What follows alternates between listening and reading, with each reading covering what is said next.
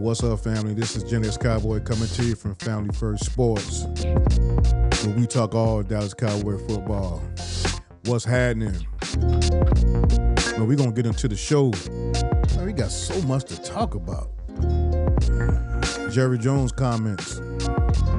I did a whole video on that. Jesse Holley. I think he made some Dak people mad this week.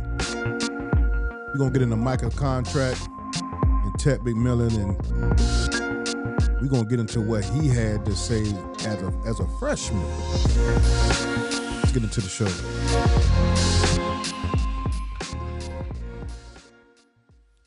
What's happening, Cowboy fan? This is your boy, Gen X Cowboy, coming to you from Family First Sports, where we talk all Dallas Cowboy football.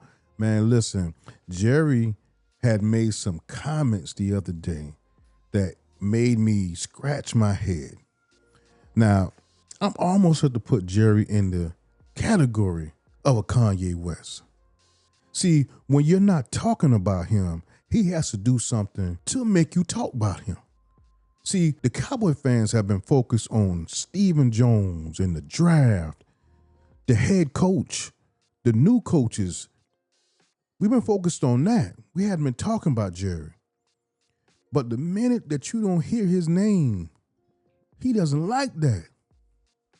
So in turn, he goes and he mentions something in an interview that has nothing to do with the positivity that we're building. He's a little too honest, if that's a thing. I wouldn't have said what he said to Cowboy fans about 30 years. It don't bother you? It don't bother you that we haven't made the NFC Championship or the Super Bowl in 30 years. That don't bother you. Man, Jerry missed me with that, man. You got to stop, man. You got to stop. Somebody need to pull his mic. Somebody in the family, because every time he talks, he puts the fire out of us Cowboy fans who are hyped up about the season. And he continuously does that. And he does it for no reason at all. But we're going to move on. We're going to talk about Jesse Holley now. Let's talk about Jesse Holley. Jesse Holley made comments that this is the year for Dak to step up. And if he doesn't, he's done with him. Now, here's my thing on that. Jesse Holley ain't said nothing wrong. Jesse Holley just basically said out loud what many of us Cowboy fans want to say, and some of us has said. Dak Prescott almost getting to the point where he's injury prone. He can't get hurt this year. Now, I understand Clarence Hill actually was combating Jesse Holley's point, and he was saying how there need to be other pieces around Dak, which is true, definitely true. But make no mistake, Dak has had some pieces around him from time to time. Not last year, but throughout his career, he had pieces around him, and he has dropped the ball. He hasn't performed to the standard that he should in certain games, especially playoff games. So we can talk all we want about what we need to put around Dak. But it seems to me sometimes when the lights get turned on in the playoffs, Dak doesn't perform until he's down by 20-something points. Then he's throwing it all over the field and the stacks start padding up. And he looks like he had a great game, but he was part of the reason why they were 28 points down. So we have to keep that in mind when we're talking about Dak Prescott. So Jesse Holley ain't saying nothing wrong. Jesse Holley just basically gave his opinion on what Dak will have to do to take this team to the next level. And if he doesn't do it, pretty much done, it's time to move on. And you guys got to admit that. It's time to move on if he doesn't take us on a playoff run. And I understand Jerry got to do his part. Let me say that. Will McClay got to do his part to add pieces around Dak. Get him a second wide receiver. Get him a running back. That's why Micah Parsons, to me, would be the best pick for us in the draft. Micah Parsons at first. He's a ready-to-go wide receiver, professional, no diva, and his production speaks for itself. Caleb Johnson in the second round. Quishon Junkins, Trevon Henderson, any of those backs would be great. I would prefer Kalen Johnson. He reminds me of Eric Dickerson in his running style. But that's what we need to help Dak. And then we can build the defense all around the other draft picks. But if we're trying to help Dak, let's do that. Let's do that. Now let's get into Micah Parsons' contract.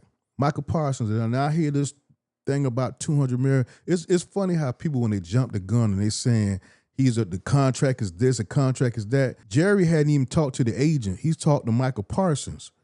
Micah Parsons said, you got to go talk to my agent. See, Jerry wants to cut deals. Now, Micah Parsons admittedly said he would take a deal because he wants to build around the Cowboys, right? But you got to pay this man what he worth too now. Let's don't get crazy. So I'm not sure what the contract is, but somewhere says $40 million a year, $200 million. I think that's great. That's plausible and that's doable. But the contract isn't done yet. People keep saying it's done. Listen, until he talks with his agent, Mulugheta, forgive me, I'm butchering his name. Until he talks with that guy and they sit down and do that, you can't talk to Micah Parsons and think that's going to be done. You got to talk to that man agent and get that man agent signed, everybody signed up, then we can say the contract's done. All right, now let's talk about Ted McMillan. Ted McMillan made comments this week about him not loving football and he doesn't like watching film. And people are blowing it up. Some people say it's overblown. Some people say that that's a problem for me. Here is where I fall in that. In my first round pick, I would love a guy who loves football. I want a football guy. I mean, remember when we were all talking about drafting someone back in the days, I'm talking about 2, 3, 4, 5 years ago. We want football guys. We want guys who watch film. You can just walk out the bed and be good. You know, you might be blessed by God with talent like Micah Parsons. He can walk out the bed and be good. But when you study film and you become a student of the game, that's Hall of Fame right there. That's great. I want my first round picks to want greatness. I don't want you to be good. I want you to want greatness. I want you to be a student of the game. That's why Mecca Buka is my number one wide receiver over Ted McMillan, because he's a student of the game. He studied tape. He's in the film room. He's a professional. He loves the game. Those people tend to last longer in the league than the folks who just likes the game and they're using the game as just financial opportunities. They really don't like football, but it pays the bills. Now, this video was made when he was a freshman, so it was years ago. But I want my first round pick to want to be great, not just good, great. Would I take Ted? I would take a Mecca first. Let me just say that. I would take a Mecca first. But if a Mecca's gone, yeah, I'll take him. We maybe can work with him. Maybe that was a video that was a couple of years ago or last year, and he has reevaluated his thinking in that, and he's more of a film guy. I would take him there, but I would take a Mecca first. Let's move on. Now, we're talking about backing up Dak Prescott. We don't have Cooper Rush anymore. So what do we do to back up Dak Prescott? I have the perfect scenario. Now, this is only if he lasts as long. He might don't last as long. And I'm okay with giving up my running back in the second round to solidify this draft pick. But I would love for Will Howard to be our second or third round pick to back up Dak and be our quarterback of the future. When I say future, I mean down the line. Dak just signed his contract. He got 2 or 3 more years. If something happened, we got Will Howard.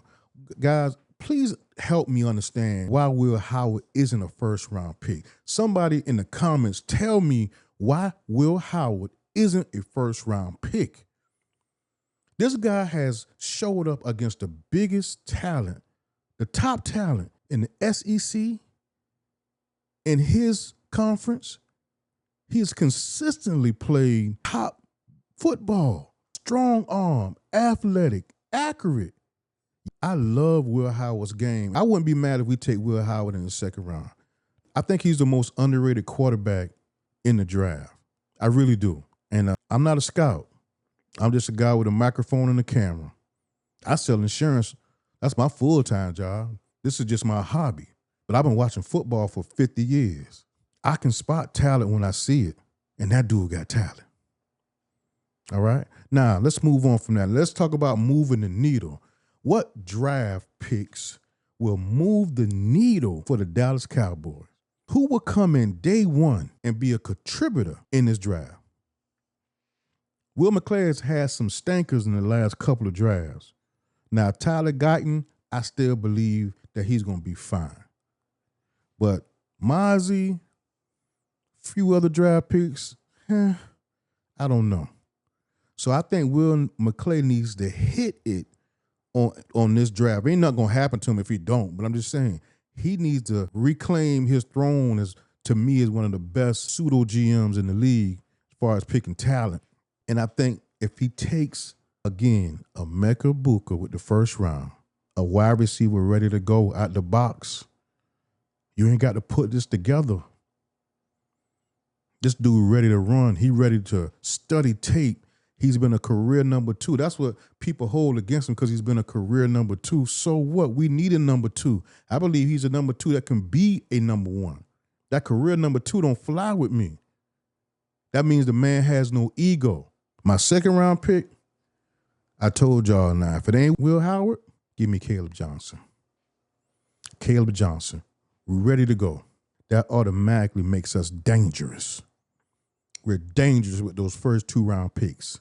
Take the rest of the draft and do defense. Have at it. But give me a Micah Parsons and Caleb Johnson. For Dak, we got a $160 million quarterback who needs help.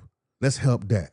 All right, now, guys, I'm going to add a new segment to my show. This is called Fan Spotlight. And basically, I'm going to take some comments from my follower who I just pick out, just randomly pick, and put him on the screen and give him a shout out. And this particular follower, his name is @Mr. Terminator. This is @Mr. Terminator. And one of the videos I put out was Dak needs a number 1 running back. And Mr. Terminator said this: I agree 100%. Dak needs a primary back that keeps opposing defenses on alert. We need to draft any of these backs in Genty, Hampton, Neal, Henderson, Johnson, etc. Then again, if that receiver T-Mac falls to us and we didn't address the receiver room in free agency, we may have to get him. Then take a back with our second pick. I am with taking Jenny in the first, though. If he's there, good content. Thanks. Mr. Terminator, man, I want to give you a shout out, brother. Thank you, man. And that was a great comment, man. And I agree 1,000%. I believe that we need to take offense with these first 2 picks, especially that first round pick, because CD needs help. Dak needs help. And Tet falling there, I'm okay with that. Again, Emeka's my number 1, but if Tet's there, I don't mind taking that. I ain't going to be mad at that. I ain't going to be mad at that at all. So I would take Tet, but I appreciate you Mr. Terminator, and I'm going to do this on every one of my shows I do on a Family First Show podcast. I'm going to do this on every one of my shows, pick out a comment for the followers I have or any kind of comment, and I'm going to put it out here and give you guys a shout out. So I appreciate that Mr. Terminator. All right, guys, I'm going to give you my final thoughts. Look, Jerry comments kind of perturbed me a little bit yesterday. I made a video on it, and I attached that to this video here. And, you know, I was upset, man, because it seems as if every time we get hyped up about the season, he has to do something to kind of extinguish our excitement. So, but I'm not going to lose my excitement, though. I'm not going to let Jerry do that to me. I'm going to continue to be looking forward to this season, this draft. Schottenheimer had some comments, though, that kind of made me scratch my head a little bit. He said, since he's been doing football, he's been in football for a long time. He says Jerry is one of the smartest football minds or best football minds that I've ever been around. Something pertaining to that. I'm butchering it, but something pertaining to that. And I had to scratch my head. Now, here's the thing. I know Jerry know a little bit about football, but come on, Schottenheimer, stop the cap, bro. Stop the cap. I understand that's your boss. But when you say things like that, I have to question some other things that come out your mouth when you say things like that. I get he's your boss, but let's not go over the top, okay? Let's not go over the top with this great football mind that we have in Jerry Jones. Stop it. He pay people to be great football minds, and he parrots what they say. He's been in the league for a long time. Marketing, Cowboy material, all that stuff, he's the best. He's the greatest. He's the greatest salesman. But don't talk to me about football mind, because if he was a great football mind, we'd have had more championships outside of Jimmy. I get he's your boss, but please stop the cap. All right, guys, thank you for coming to the show. Please hit that like and subscribe button. I plan to bring you guys more great content moving forward. Y'all stay up.